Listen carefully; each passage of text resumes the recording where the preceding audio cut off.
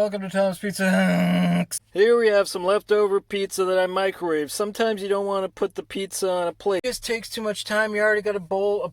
You got a container there is ready to go. Just keep it in the container and you're all set. So you know what you got to do? You just got to have the cheese face each other. And you got a little pizza sandwich here.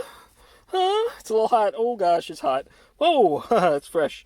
So that's part of. Let's try it out now. Let's give it a nice bite. Look at that. This is a pizza sandwich if I've ever seen one. Nice bite. I think I might have burned my mouth a little bit, but there's Pizza Hack, Tom's Pizza Hack. So have a good day.